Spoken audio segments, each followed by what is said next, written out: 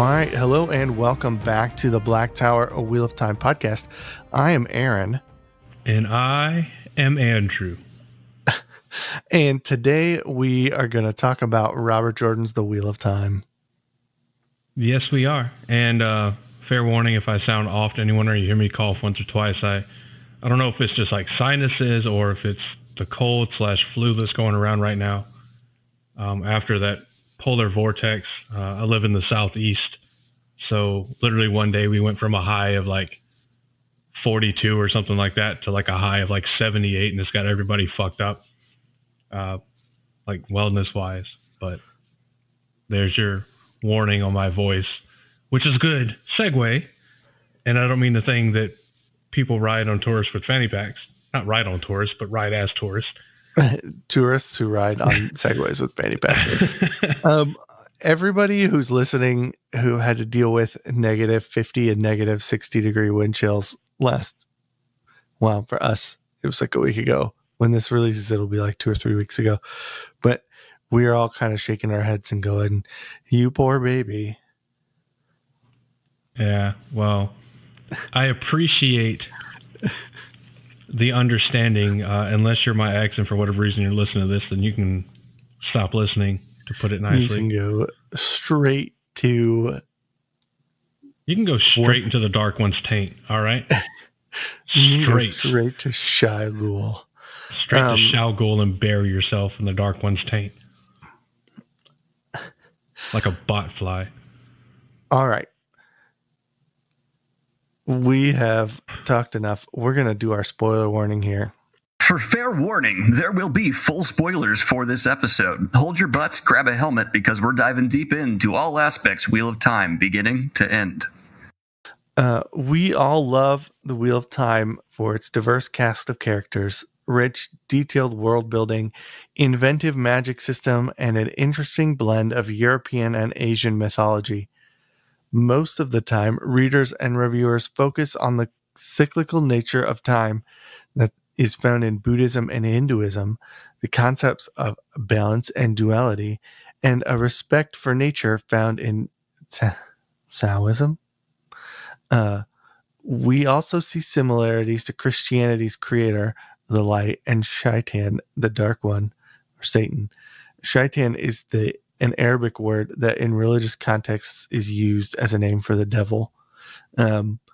We, in this episode, are going to explore a facet of Robert Jordan's melting pot of religion, its connection to Norse mythology.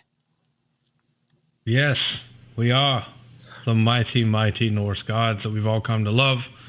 With the prevalence of Marvel movies, the reintroduction to mainstream entertainment of Thor, those kind of things. But Marvel was not the inspiration for this episode idea.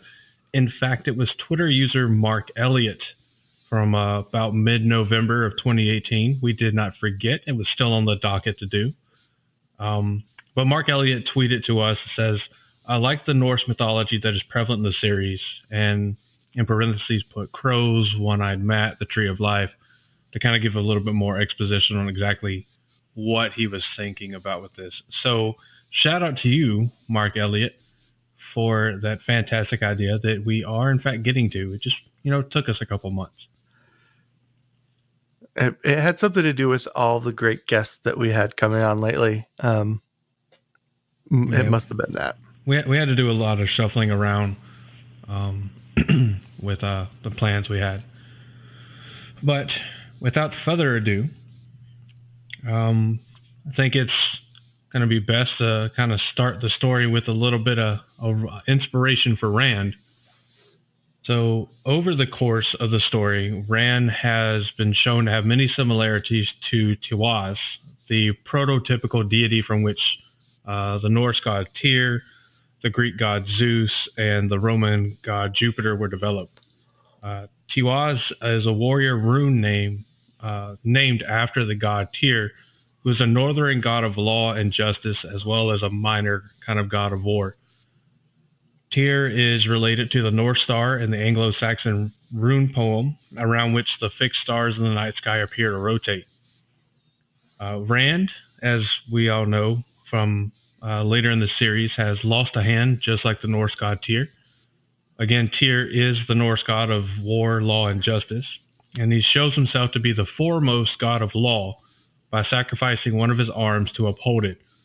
Fenrir, the dreadful wolf of Norse mythology, refused to let this very special chain to be put around him unless one of the gods agreed to put their arm in his mouth as a show of good faith. They had taken Fenrir to an island, saying they wanted to test his strength, and he broke the first two chains easily. They had this chain made by elves, and they said, well, let's see if you can break this one because you're so strong. Fenrir got suspicious, made this, kind of, I'll do it, but only on these conditions. And Tyr, valuing justice above all other, accepted. And whenever Fenrir found that he could not break the chain and the gods are not releasing, clamped down and took one of Tyr's arms, and he was the only god willing to even do so. So, as far as war, Tyr is more closely related to the legal decisions and principles of justice surrounding war. Think things like Tyr would be like the patron god of like the Geneva Convention kind of thing. And we see a lot of the same thing with Ran. Ran refuses to wage what I would call pointless war, or war without reason, war without cause. If he deems it unjust or unnecessary, he resists it. We see this all the time. Moraine saying, you need to go to war, you need to go to war. And Rand's like, I don't see it. We don't need to do this right now. And we see this as a thing that goes over and over again with Rand. Even through his times as Darth Rand, with his madness, he still refuses to wage war unless, in his mind, there's a just cause and necessity behind it. Yeah, he says things like, I need to unite all these kingdoms so that we can prepare for the last battle, because Tarmageddon is coming, and nobody's prepared for it. We're all busy fighting each other. And he was kind of proven right when the Shanchan came in and just started wiping kingdoms off the map one at a time, because nobody was prepared to deal with a massive external threat like the Shanchan, and then later the armies of Trollocs and Fades from Shal Ghul that came in and tried to wipe through all of the kingdoms of the Westlands. Yeah, and it kind of like proved to be a vital catalyst to move the nations in favor of the Dragon Reborn, because up until the resurgence of the Shanchan invasion, there was still a lot of resistance from many nations of coming into the fold of, well, I guess what you could consider Rand or the Dragon Reborn's kind of empire at this point, this almost rebuilding of sorts of Alter Hawkwing's empire, which kind of makes it a little ironic to see Rand rebuilding this sort of empire now kind of with the inclusion of Tar Valon as an ally, which is what I guess what we see more of it. Rand obviously takes over as the leader of Tyr and the ruler of Ilion, and everybody else really, he doesn't control them, but they bend to his influence probably because of his Taviran nature, but he's allies with the rest of them.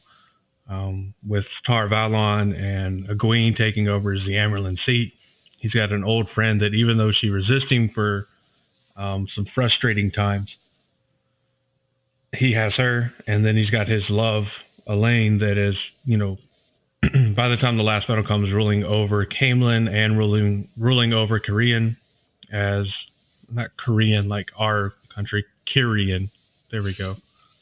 By taking the Rose Throne and the Sun Throne by birthright and her own maneuvering. So it's more of an alliance rather than like an empire that he takes over and conquers, but it moves other nations that previously were like, no, we don't want anything to do with you. You're a guy that can channel. We don't care who you are. But then the Shanchan come in and it's like, oh shit. We'll go with the crazy guy that can channel rather than the people that wear the string insect armor, because they crazy. They crazier. Yeah, they're gonna fuck us up. Shit. I hadn't thought about that, and before we started doing research for this episode, I didn't know a lot about Norse mythology unless it was from a TV series or a Marvel movie. You know, it's like the Norse mythology has been, I hate to use the word whitewashed, but it's been whitewashed and fed to us kind of like the old Grimm's fairy tales got whitewashed and toned down and fed to us. We've got Thor running around with a hammer that knocks people out but doesn't explode them into nothing. Or I think we need to make a clarification, like by what you mean for whitewash, because that's a very popular term right now in regards to like Disney. I don't mean whitewashed in the sense of taking a diverse cast and making it all white. I mean, in terms of kind of covering over what could be seen underneath as darkness or richness of story, in favor of something that's clean and easy to look at. That's what I mean by whitewashed. Yeah, it's been very softened. These tales we all grew up to love that are made up the Grimm brothers fairy tales, as they were the original German brothers that compiled a book of these stories, and they were later adapted by American writers and playwrights, and eventually Disney, obviously with a lot of the stories that a lot of us grew up with, like Snow White and the Seven Dwarfs, Cinderella, those kind of things, style stories, Little Red Riding Hood, those kind of things. They were softened up for the different culture that we have in America that didn't want our children exposed to like these graphic tales, where in German culture, these tales weren't so much as they were entertainment, but there was a lot of, caution your kids into doing the right thing, maybe scare them into doing the right thing. Whereas in America, it was more of we just want to tell a fun story that you'll enjoy. And then, to be fair, I do disagree with a lot of the stories, like Snow White and the Seven Dwarfs of, there's a Prince Charming out there that'll come and whisk you away to a life, and you just have to be pretty and just wait. I don't agree with that shit. If I got to work for it, you got to work for it too. Right. But yeah, I get what that's like a very far detraction from where we were going with this. Well, it's fine to go on rabbit trails, and that's one of the joys of having a discussion about things, is that we can kind of veer off into new territory, things we didn't know or think we were going to go into. It's interesting. I forgot about this when I brought up Grimm's fairy tales, or the old kind of fairy tales that have come down and turned into Disney movies, are all from Germanic folklore. And we think of Norse mythology as being Vikings. But another thing I found when I was researching this is that it technically is anything having to do with northern Germanic cultures. And it, because of the raiding that the Vikings did, it filtered into the Germanic lands. And before you had Christianity kind of sweeping everything over in Europe, a lot of the German people would have believed in the Norse mythology, Odin and Thor and Loki and Tyr and all of these characters that we are going to talk about today would have been believed by the Germans too. And it's just interesting that the Grimm's fairy tales and Norse mythology, it all kind of comes from the same place.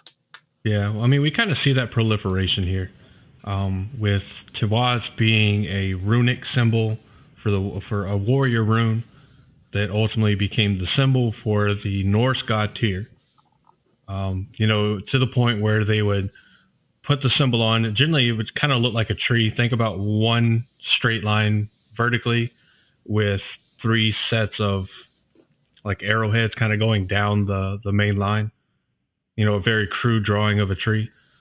And they would, they would say his name to invoke one of the gods of war for them, because they would believe their cause was just, was right, was within the law. So they would invoke Tyr's name to assure or try to assure victory in war. Beyond the Vikings' extremely brutish, natural seeming talent for war and raging, which I think is a little overstated in history, because they did a lot of guerrilla style raid tactics rather than just full on invasions. They're kind of more nomadic, kind of come in and take what we need and go. But this culture, this Nordic culture, was so influential, and we see the Nords, not just what you think is Vikings, but the Nordic culture in general, moving into mainland Europe with significant influence. And this gives rise to the Greek god Zeus, taking more of the overall just and the creator of law kind of inspiration from Tyr. And then the Romans during the Renaissance kind of pulling a lot of that influence from Greece back with their own gods and goddesses, coming up with Jupiter and focusing more on the warlike episode or part rather of Tyr rather than the law and justice. But even Jupiter was kind of thought to have a just cause behind war, and that only if you were waging the right kind of war, Jupiter would bless you. Whereas Zeus, became the kind of overall ruler of Greek gods. But Tyr is largely lost in terms of prominence as the traditions have come down in Nordic mythology. Whereas during the time of the Nordic people, the Vikings and the like, Tyr was a very big, very important god and had an immense number of followers. Probably, I would imagine, even to rival the followers of Odin.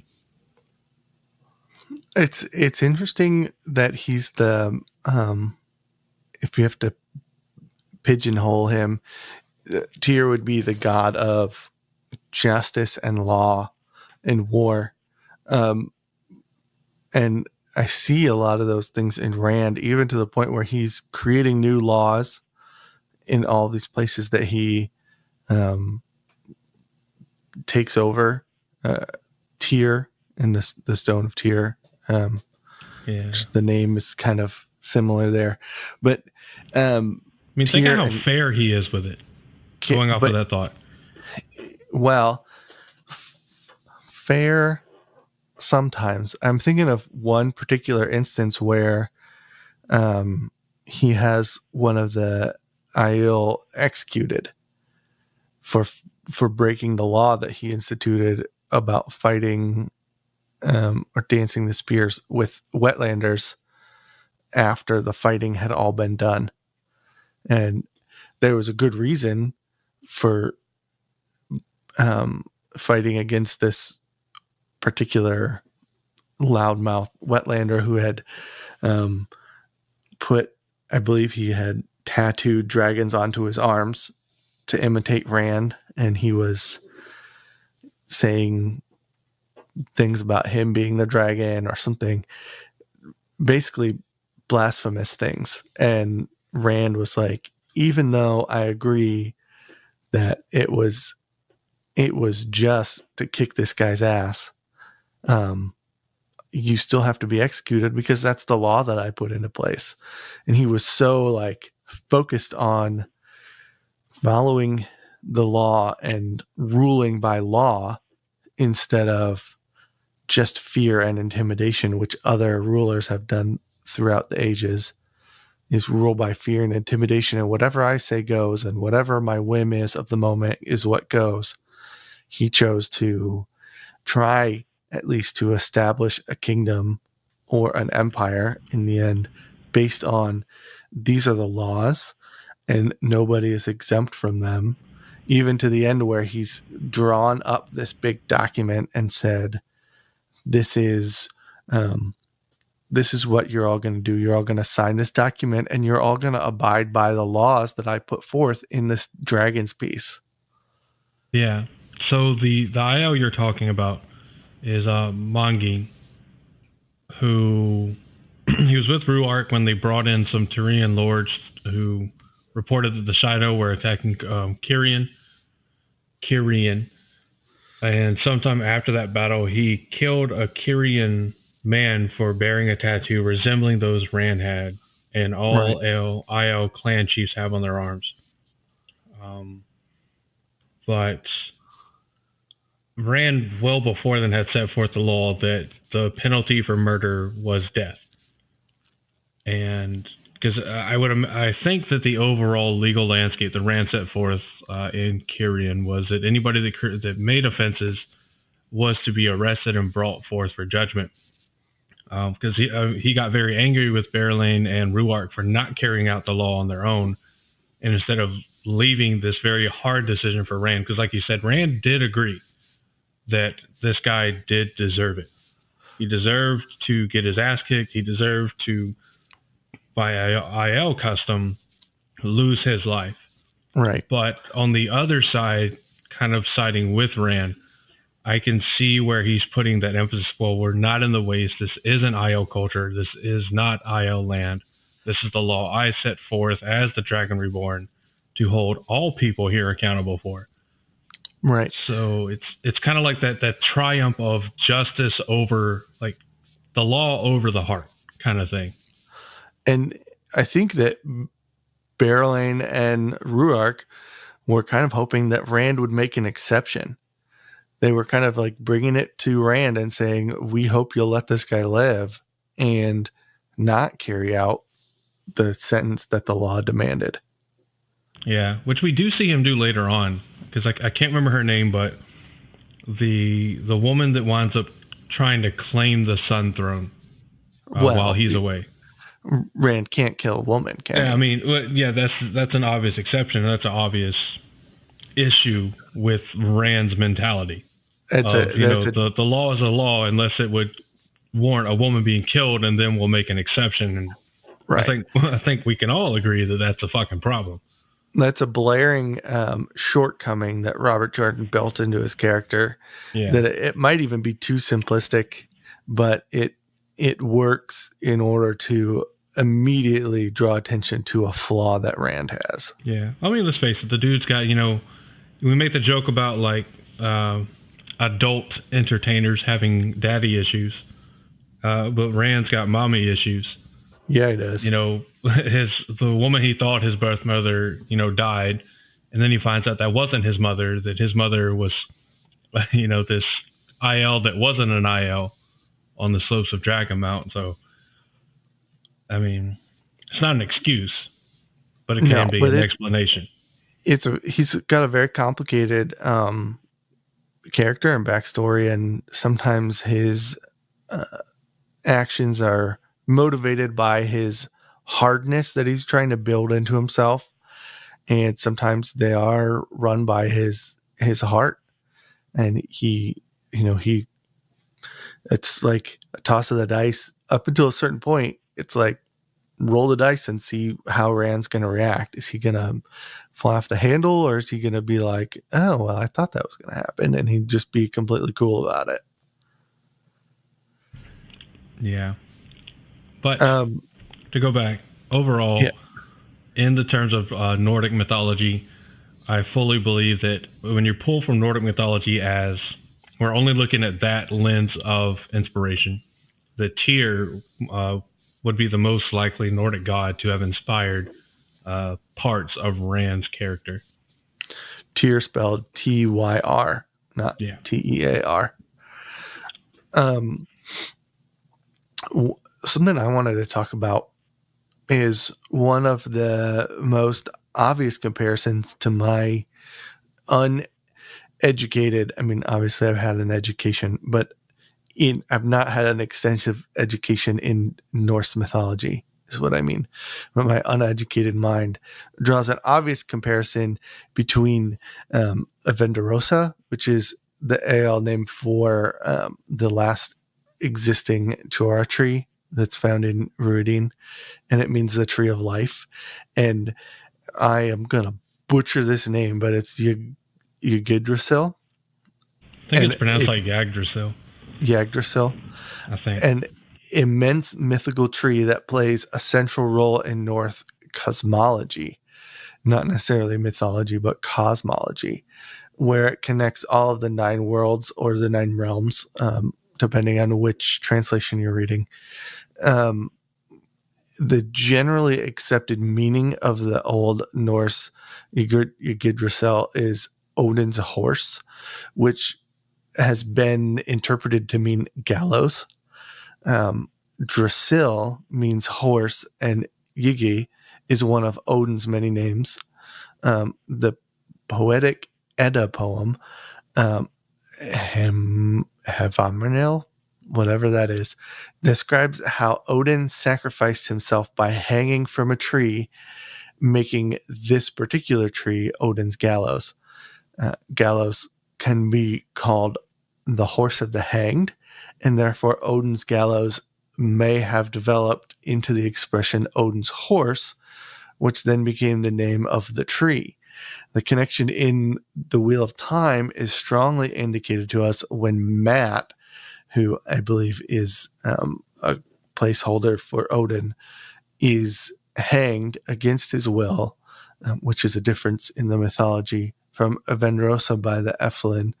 The fact that they used a spear to hang him from the branches and the loss of his eye later in the Tower of Genji reinforce this connection to Odin in my mind. I think Odin has one eye, and I think, Andrew, did you have some research about why he lost his eye or how he lost his eye? And yes, I think Odin's weapon of choice is a spear or sometimes a staff also. Yes. So to go back and correct my pronunciation, it is Yggdrasil. Is how it's pronounced.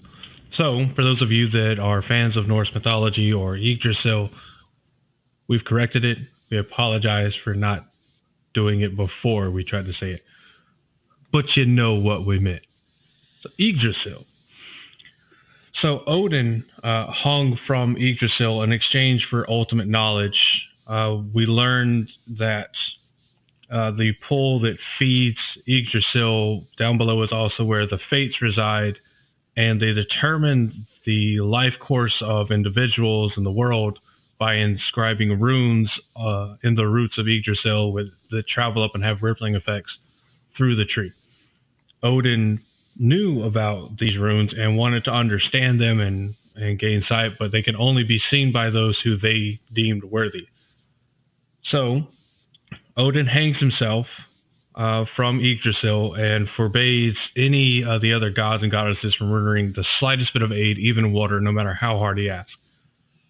And it's said that for no less than 9 days and 9 nights, Odin hung from Yggdrasil, peering into the pool that it rose out of to try to see the runes and get them to reveal their secrets. And ultimately, after the 9 days and 9 nights, they accept his sacrifice of himself to himself, basically, and reveal not only themselves to him, but the secrets that they hold.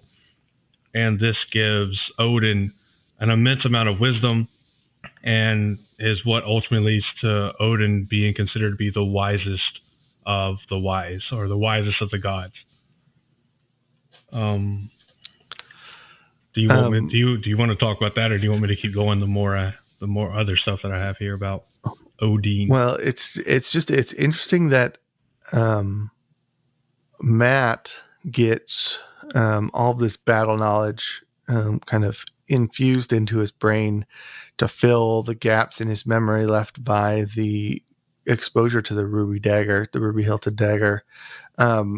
He gets all of these gaps filled when he doesn't ask for his memories back. He, in a strange turn of events, asks for the gaps to be filled. And so they give him the memories of great generals and warriors throughout history and kind of infuse it into his brain. And the price for that is that they hang him from the tree by the staff that they give him, or the spear that they give him. Yeah, the Ashandri. Yeah, so that there's a parallel there, even though he didn't do it willingly. and then later in the story, we talking about books and books later, he goes to the Tower of Genji and gains admittance back into that realm again, partially to seek revenge but mostly to free Moraine. And he willingly gives up his eye as the price for her release and a way out of the tower Odin, for him and Tom and Jane Farstrider, who is masquerading as someone else. Yeah, which I believe Odin does at the same time. I believe at the point he's hanging, he's lost an eye and has a pierce in his side, I believe, if I remember mythology correct. All for the sake of ultimate knowledge. But I think another interesting parallel between Matt and Odin is the symbology of the ravens. Yeah. The Prince of the Ravens. Yeah. So Matt is all about ravens. You know, the Ashandri has ravens, I believe, inscribed on it, I believe.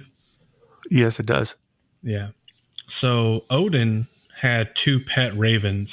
In Norse mythology, you had, I'm probably going to butcher these names, but Hugin, which from Old Norse means thought, and Munin, which from Old Norse means memory or mind. So he had two ravens named literally Thought and Memory. And they were a pair of ravens that would fly all over the world, Midgard, and bring information back to Odin. And that becomes even more interesting, and I think even more of a connection when you look at part of the poem that's inscribed on Matt's Ashandri that says, "Thought is the arrow of time, memory never fades." I think that's to me that's a pretty stark connection back to Odin's ravens. Even whenever you look at the kind of, for Odin overall ultimate knowledge, for Matt ultimate battle knowledge, and then he has a spear that he uses in battle that brings him a lot of luck and success, and it has thought and memory in it with the ravens on it. Like, I think it's too much to ignore as a comparison. Yeah. Robert Jordan built a lot of clues into Matt and his story, not his backstory, but his story going forward through the series. He built a lot of Odin's backstory into Matt's journey. Oh, yeah, that's definitely a very... I'm trying to figure out the words. Like, I didn't just lock up. Like, I didn't get an error 404 right now. But page not found. Yeah, I know, right? That's exactly what my brain just did. I went to say something. There was just no. But I mean, yeah, it is interesting that it's the coming story for Matt, but is the history for Odin. And I guess you could kind of herald that to the the circular nature. You know what word I'm trying to say? Yeah, it's cyclical. That one, the cyclical nature of time. I knew I was going to mess up some pronunciation. I corrected one, so I had to completely mess up a super easy one. That's how it goes. Yeah, the circular. See, I can't even say it now. Anyway, the circular nature of time, as we see in the Wheel of Time. That, what is old. That's kind of like bringing from Christian mythology, I guess. But, that things that began for here don't necessarily have to begin here for someone else. But a lot of what we've talked about already, I keep seeing little things that remind me of, I don't want to say Christian mythology, but stories from the Bible. Odin was hanging in the tree with his side pierced, like Jesus hung from the cross, and they pierced his side with a spear in order to kill him. Yeah, I want to take this time to where if you guys as the listeners want us to do this type of comparison episode with not just Christianity, but maybe other religions that we know in the world, definitely let us know. If you don't know how to contact us, we'll tell you how at the end. But if you want us to do the same type episode with Christianity or Whatever other religion you maybe have in mind, definitely let us know and we'll do our best to do it. Right. Because we kind of want to keep this focused on Norse mythology. Well, yeah, that's a good point. Is that we need to stay on the topic that we chose for the day. We do have a tendency to rabbit trail to whatever we haven't. is popping through our head. We have the Wanderlust. Yes, the Wanderlust. Can you smell the Schadenfreude? Why don't we move on from Matt? Even though we're going to have an episode at some point about Matt, and we'll talk a whole hour and a half or 2 hours about Matt. My boy, because there's so much there. He's got such a great journey and a great story that I don't want to go too much into there. It's just what it related to Norse mythology. Yeah. So we've done Ran, we've done Matt. So it's only fitting that now we do Perrin. Of course. So I'm only mentioning this because it has to be an acknowledgement for Perrin because of how much of him is not based on Norse mythology. So Perrin is largely based on the Slavic god Perun, Perun, but he also gets inspiration from the Norse god Thor. Thor is a god of justice favored by the common man, unlike the aristocratically inclined war god Odin. Perrin is elevated to lordship despite constant protest that he is merely a blacksmith. A lot like, kind of Thor. Thor wielded a hammer and forged lightning. Like Thor, Perrin uses a hammer both in battle and in craftsmanship. They're tools of peace and tools of war for both Thor and Perrin.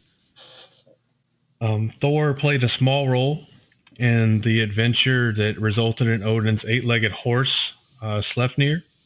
Perrin also has 2 favorite horses for a total of 8 legs, named Stayer and Stepper. And Thor carried the legendary hammer Mjolnir, and Perrin had his power-wrought hammer that's called Ma Alanir. And I hope I'm saying that right. I know I'm not, because my German teaching took over for the Allah part. But Ma Alanir is how I'm going to choose to say it because I don't know any better. What's the translation of that? It's he who soars, right? I think it might be. I can look it up real quick. Because he creates it after, with his help, but he creates one of the Ashaman help him make a power wrought blade because it, quote, feels right. Yeah, and that's how we find out that the Ashaman, that particular Ashaman, has the talent for making power wrought weapons. But it all happens after after Hopper finally dies in the dream world. Yeah, so it does mean he who soars with the old tongue is named after Hopper. Right. He died the final death in Tel Aranriel. Or the Wolf Dream. Yeah. Or just the World of Dreams, I guess. But yeah. Yeah, so it's about 4 feet long, large brick-shaped head, long metal handle, with the imprint of a leaping wolf on the side of its head. It's the first power-wrought weapon to be made since the Trolloc Wars. It was made with the help of both Saidin from the Ashaman Fagir Niald and Sidair from a circle of wise ones. And when used by Perrin, it feels warm to the touch, but it seems to burn both Shadowspawn and anyone on the receiving end of its blows. It is also proven capable of permanently killing Darkhounds. Finally, a weapon that can kill Darkhounds. Yeah. Finally. Something I liked about the creation of this weapon is that it was created so late in the series. Typically, when you're dealing with a fantasy series, your hero, or in this case, one of the heroes of the books, starts with a powerful weapon or somewhere in the beginning part of their quest, whether it's over the course of many books or over the course of one book, is either finds or creates a weapon that is powerful like this. And in this, it's like there's so much story and struggle leading up to him deciding whether he was gonna fight with an axe or a hammer, or there's all this backstory leading up to it. And it makes, when he forges the hammer himself, and we finally get a look into what creates power wrought weapons, it makes it that much more interesting, and it makes the weapon that much more powerful. And I can't imagine what the story would have been like if Perrin was like overpowered from the beginning, because with this weapon he's OP. He's OP as a hell. Oh yeah. And the thing I find slightly more interesting is that people more liken Perrin with Thor because of Mjolnir and now Ma'alenir, rather than likening Ma'alenir to Stormbreaker, which I'm sure a lot of people didn't know about unless you were fans of the comic book series. You probably weren't familiar with until Avengers Infinity War came out. Because even though Stormbreaker has the full axe blade as, on one side and the full hammer on the other side, whereas Perrin has more of a wedge on one side and the hammer face on the other, I think there's a lot more similarity between Stormbreaker and Mjolnir than there is between Mjolnir and Mjolnir. Just by giving, Stormbreaker was able to withstand the force of all 5 Infinity Stones from the Infinity Gauntlet by Thanos. And then you have Mjolnir, wielded by Perrin, that is able to kill Darkhounds, which prior to this, the only thing that was known to kill them was Balefire, the most powerful weave known to man, basically. And we all know how the Aes Sedai feel about Balefire. Yeah. You shall not use Balefire. Instantly uses Balefire. Yeah. Rand's solution to every problem. Well, I'll Balefire. I don't know where he is. I'll just Balefire the palace. Yeah, or she. Yeah. I can't kill a woman, but I can Balefire an entire palace that she's in. That's okay.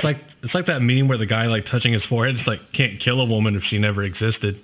Yeah. Oh my gosh. So bad.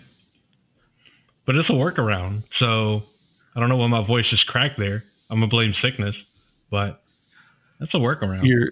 You're powering through quite nicely. Yeah, well, I try. But there's also the wolf side of Perrin that kind of gets compared to Fenrir from Norse mythology. Other than the wolf to wolf connection, I don't really get the comparison. I don't really get the connection. Other than his own morals and his love for Vale, Perrin is never really bound by something he can't get away from, other than Rand, I suppose. But, he doesn't kill Matt at the last battle like Fenrir does to Odin at the final battle. He's not the reason Rand loses a hand. So again, it's not Fenrir. So other than the wolf to wolf brother connection, that part I don't really get the connection.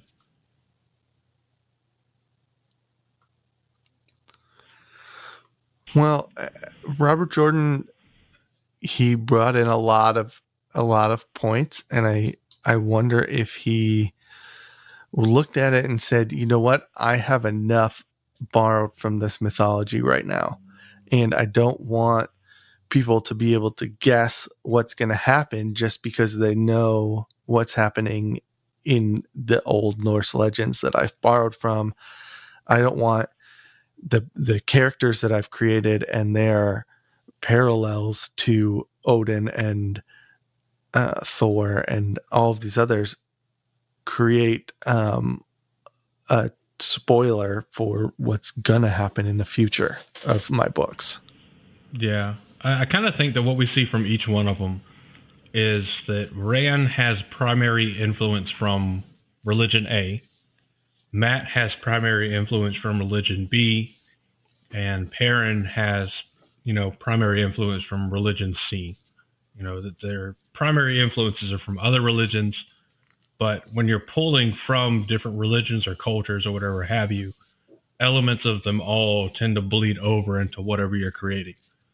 And with all the religions that are out there, there's bound to be parallels between characters you create and mythological figures, rather, that are already in existence.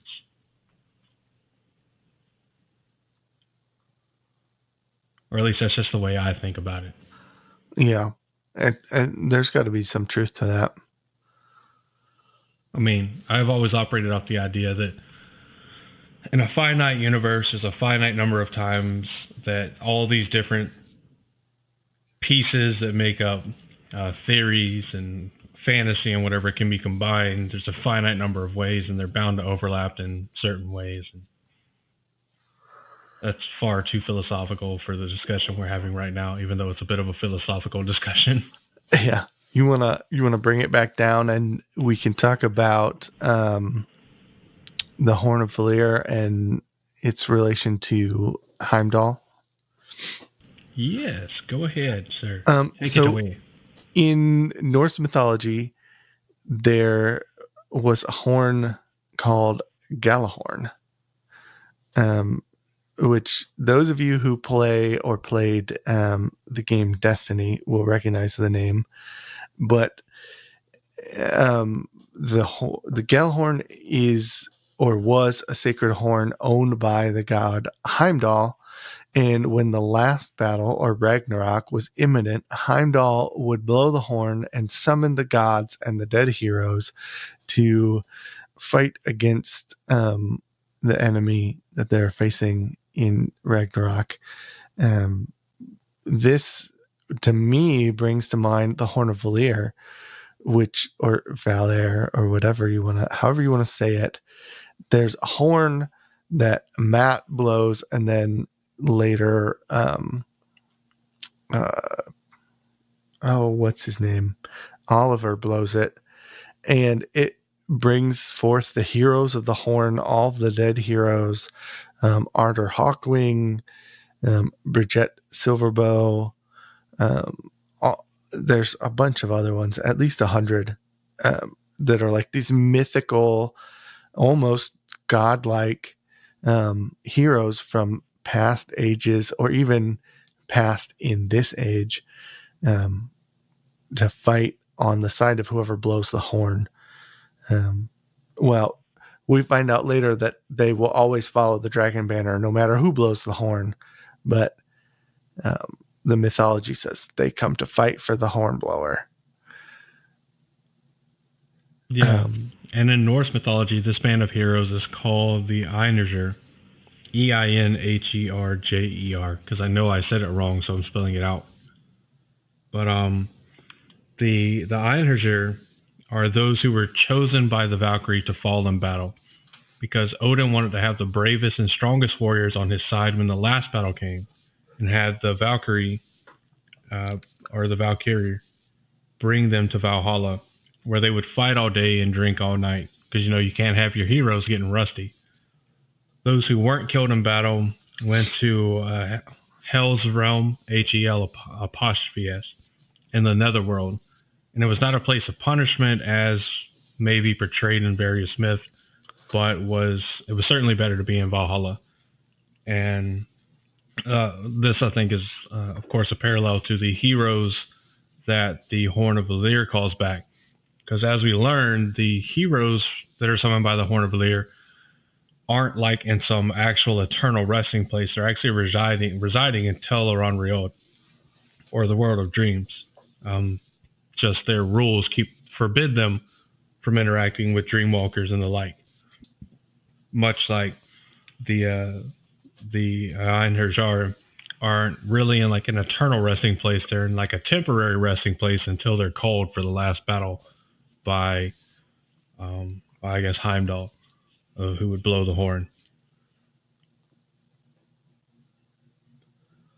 So I guess that draws another comparison between Matt and Heimdall. And Marvel movies. Yeah. I just want to think about Idris Elba for a while. Who plays Heimdall in the movies? Such a good actor. He's so great. I'm not gonna lie, I was totally lost until you said like that he played Heimdall, and I was like, oh yeah, love that guy. It's because he's not bald, and we're so used to seeing him as a bald man. Man, there's just so much. I think you had maybe one more point that you had prepared. Yeah, and then there's another one that I want us to talk about before we close this out beyond this point.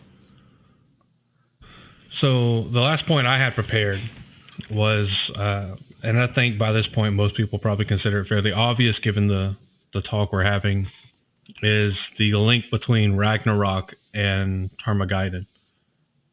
Ragnarok in Norse mythology is a series of future events that includes a great battle that is foretold to ultimately result in the death of a number of major figures, of which Odin, Thor, Tyr, Freyr, Heimdall, and Loki are included. The occurrence of various natural disasters and the subsequent submersion of the world in water happens, but then afterward the world will resurface anew and fertile, the surviving and returning gods will meet, and the world will be repopulated by two human survivors in Norse mythology. We see a lot of the same in the events that lead up to Tarmageddon in the Wheel of Time series. There's natural disasters, there's these bubbles of evil, there's the droughts, the extra long winters, the harsh winters, the failing crops, and the like that continue on until after Tarmageddon.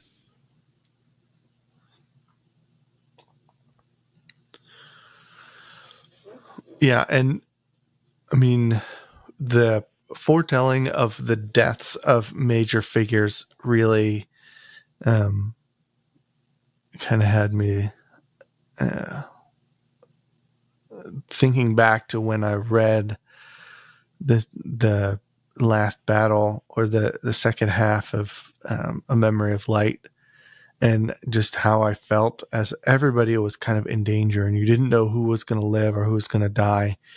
And even though they know that some of these people are going to be reborn or spun back into the pattern, we do lose a number of major characters, and we've seen prophecy or foretellings and dreams and viewings leading up to the last battle of people who are not going to make it, or the deaths of apparent deaths of certain people.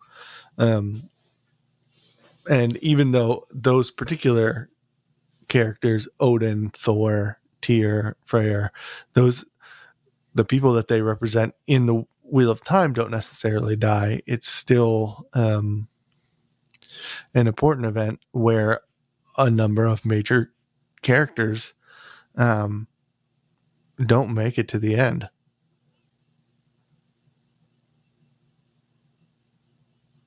Yeah, definitely. We see the quote-unquote death of Rand. We see the death of Egwene, or the crystallization of Egwene.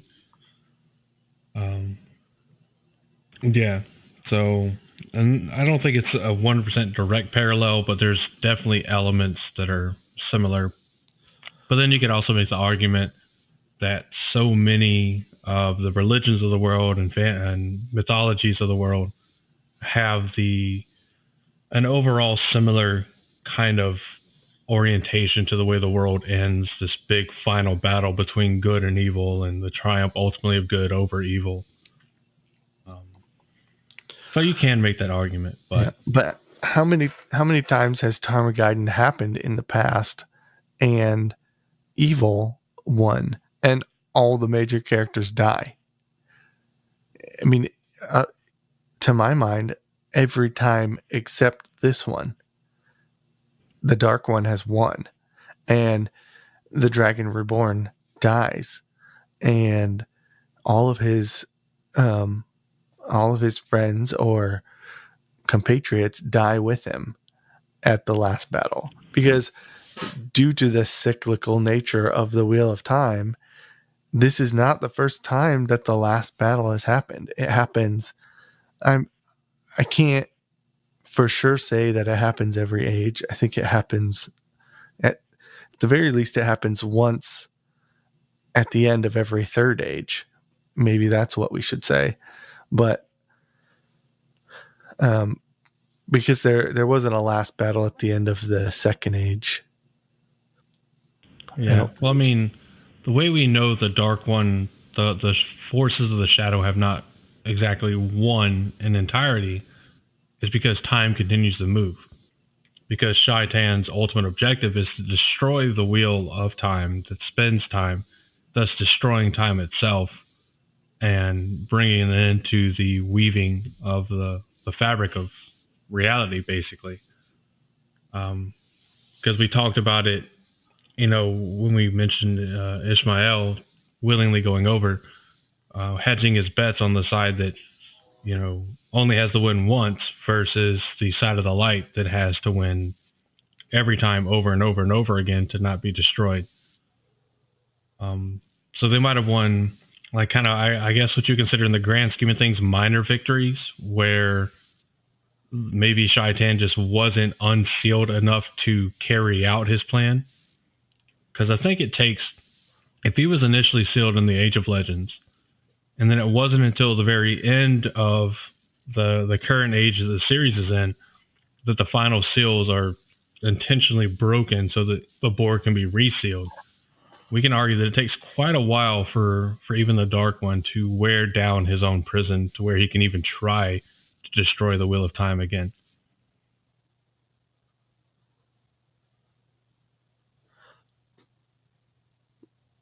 Yeah, I'm having to fight the urge to talk about how the Dark One has kind of put forth this belief that he wins every time, even though it's really like he loses every time. I mean, I think he's saying that, like, he wins a partial victory every time, but never the full victory. Which would be to destroy the Wheel of Time, the Great Snake. Yeah. And so I think that's like the worst case scenario for Tarmageddon, is that they prevent, not necessarily that they win, but that they at least prevent the Dark One from winning the ultimate victory. That it's kind of assumed that it doesn't matter what happens to us. It doesn't matter what happens to the world. So long as the Dark One is resealed, that's all that really matters. Because the Corinthian cycle and everything depends 100% entirely upon the Dragon Reborn resealing the Dark One's prison. It doesn't depend on the armies of the light pushing back the Shadow Spawn armies, or even any kind of destruction of Shaitan. That it's all about resealing the prison, because even the prophecies understand that Shaitan really can't be destroyed by mortal men. So it's more of that focus on, look, much like the wound in Rand's side that never heals, there's this problem over here that we actually can't get rid of, but we can keep putting band-aid fixes over it, and maybe eventually we won't have to, kind of thing. Right.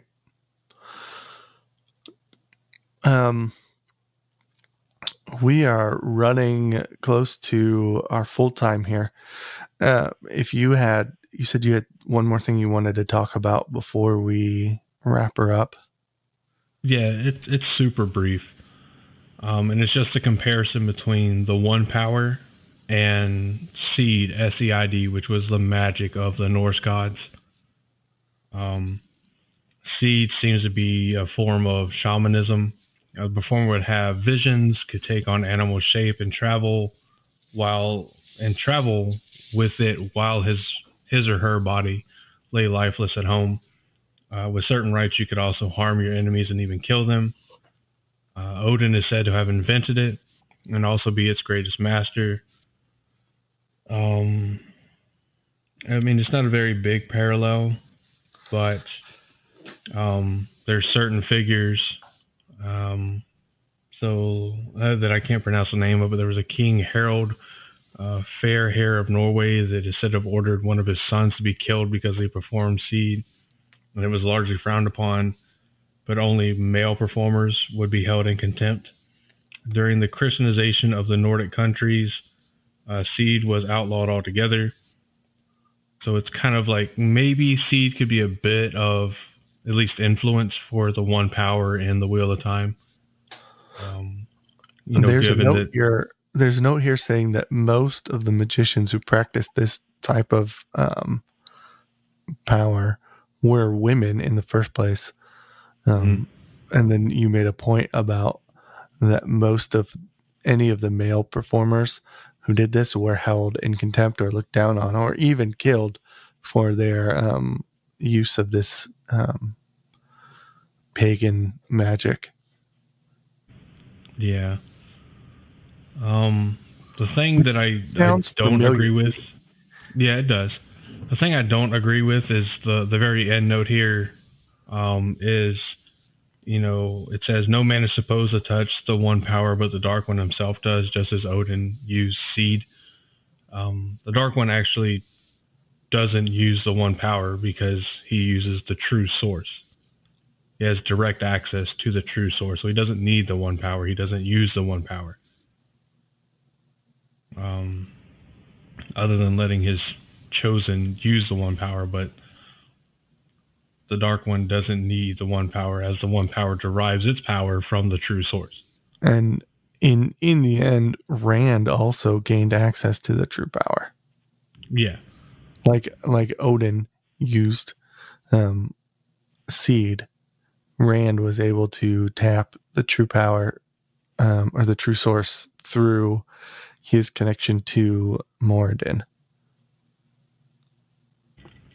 Yeah, which makes the whole scenes where we see Moradin with the what's it called, the sclera, the black specks that float across his eyes but don't seem to impair his vision.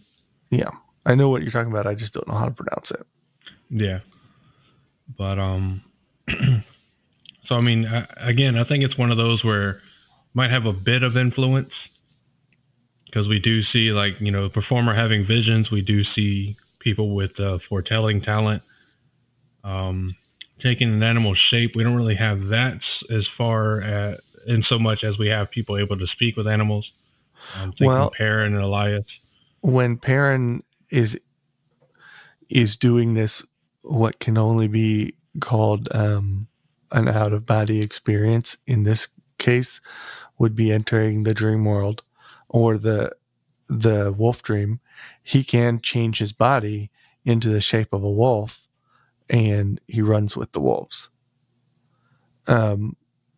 We see from the very beginning of the series, you see ravens called the Dark One's eyes.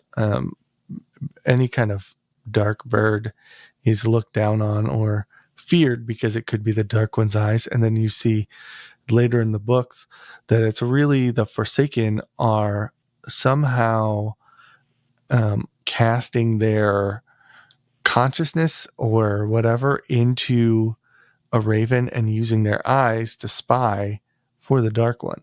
So it's the same end result as the ravens being the Dark One's eyes, but it's almost like they're performing an out-of-body experience and changing their shape into a bird.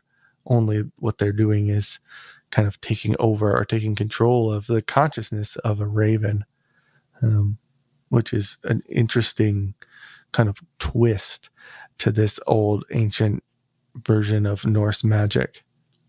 Yeah. But, so, what do you guys think as the listeners, as the viewers, as the jury that has to listen to our deliberations, or doesn't have to, but chooses to, I guess? Do you think that we got it right? Do you think that we got most of it right? Maybe there's an area we got wrong. Is there something we overlooked, a connection we missed? Definitely feel free to reach out to us on any of our platforms and let us know. Aaron, do you want to tell them about our contact methods? Sure. We mainly use Twitter as a form of contact. And if you want to look us up on Twitter, you can search for the Black Tower Podcast, or if you want to look right for us, it's just at Tower Podcast, and you'll see kind of our symbol. It's the dragon fang with our name there, and you can tweet at us, or you can send us a direct message. We respond to all of those. If you want to get us by email, our email is blacktowerpod@gmail.com. We appreciate emails. You can write a little longer form message that way, and if you want to send us a message, we'll send you a message back, and we'll keep responding to you as long as you want to keep talking to us. One of the reasons that we started this is to talk to people about the Wheel of Time. We know, being a fan of fantasy in general, and this series particularly, can leave people feeling a little isolated sometimes, as not everyone around you is reading it. It's not like a wildly sweeping, flash in the pan popular series like heaven forbid I say 50 Shades of Grey, where everybody read it, or all the women in our lives read it, and everybody knew what it was and what it was about and was talking about it, whether you liked it or hated it. The Wheel of Time is a little less pervasive, and not everybody's talking about it. Not everybody that you know is going to know what it is. So one of the things we wanted to do was bring people together and give people a place to talk about it, which leads me into the next thing, which is our Discord server. We have posted links to our Discord server. If you don't know what Discord is, click on the link, create an account, go into it. Anybody who's in our server will be more than happy to help you figure out how to use it. If you don't want to ask, you can go online and just do a Google search for how do I use Discord, and there's all kinds of articles out there about how to use it. But we've created kind of a space where people can talk, and you can jump in one channel if you want to talk general stuff. You can jump in another channel if you want to talk about things that might have spoilers for the series. We've got places to post pictures of your cats and dogs, and places to ask questions about if you're trying to write a novel or fan fiction or whatever, for help writing that. There's all kinds of stuff there. Recommended reading, whatever you want, it's there. And if you want a channel that we don't have, we will probably make it for you. Yeah, definitely. If you're more about clicking links rather than typing in URLs, I'll give you one URL, which is, what you type in, www.whatever.com. You can go to blacktowerpod.podbean.com.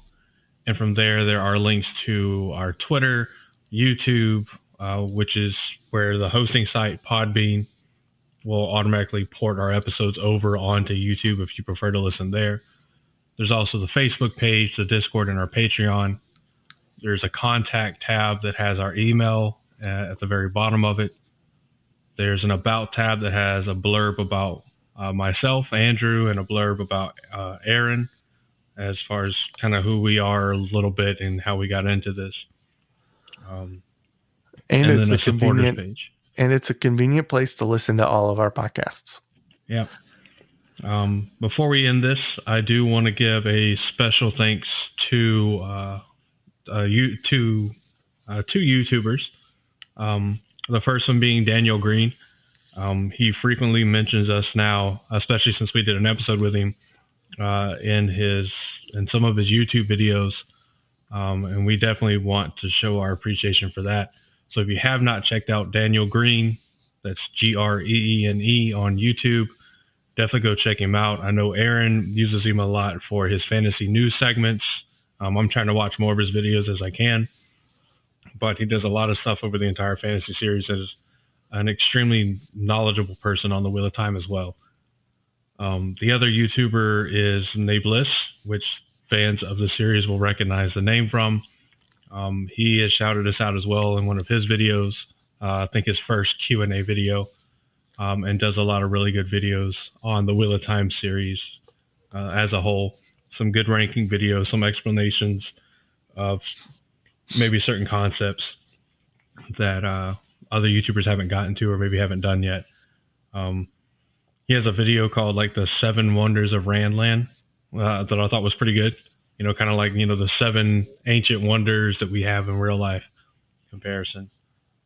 But definitely huge thanks to these 2 YouTubers for shouting us out and saying such nice things about us as a podcast. We're honored every time. Yep. So that's how you get a hold of us. We want to make special effort to make ourselves available to especially listen to people who want certain ideas explored and researched and made into an episode. That's where the idea for this episode came from, and we loved looking into it. It was a lot of stuff that I hadn't thought about before. I don't know if Andrew, you feel the same way about that particular thing, but we appreciated a listener reaching out to us and saying, these are the kinds of things I'd like to hear about, or this is the kind of thing that I see as a parallel in the Wheel of Time, and I'd like to hear it kind of dug into a little deeper, and maybe some of the history behind the things that I'm reading and noticing in the series. Yeah, I definitely agree. Because during your read or doing whatever, you may have thoughts about connections outside of the Wheel of Time or things in the Wheel of Time, or we might have thought about it in the past and forgotten about the idea for whatever reason. And I definitely love it whenever fans are like, hey, I just had this idea.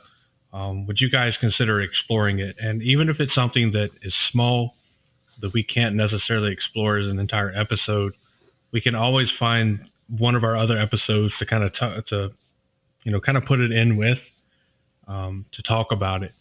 So never be afraid that maybe your idea isn't, worth an entire podcast or whatever, because even if it's a small idea, we definitely want to hear it, because we love exploring these other connections, these other concepts. And that's a lot of what brought this podcast to being, is exploring concepts and getting the community talking and provoking that thought process of, well, what if there's a connection here? Or what if this was inspired by this? Or I want to know more about this subject. Aaron and I both love doing the research. So never be afraid to sit there and be like, well, I was thinking about this. What do you guys think? And we're always happy to respond. Real quick before we finish, I want to take 30 seconds to talk about Patreon. If you are sick and tired of hearing about Patreon, just skip ahead 30 seconds. But we are not making money off of this series. We do, however, need a little bit of help with hosting fees and some of the costs that's involved with putting a podcast up and running it long term. If you are listening and you feel like you want to give us a little bit of your money, follow the Patreon link that's on our website and just explore your options there. And we appreciate any support that you can give us. And that's really all that I have to say about it. Don't feel like you have to, or that we're pressuring you to do it. But if you want to, we love you for it. Well, we love you anyways. If you've listened to an hour and 15 minutes of us talking about Norse mythology, then we love you guys.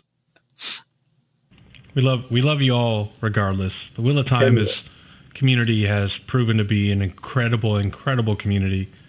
And we love all of you, whether or not you love us back. We're fine with it being one-sided love. It's okay. Yeah. I understand. I just, in closing, I want to say that for those of us here at the Black Tower, I'm Aaron. And I'm Andrew. And keep it noise. Noise. We don't get nice, we get Norse. Noise. Norse. Norse. What?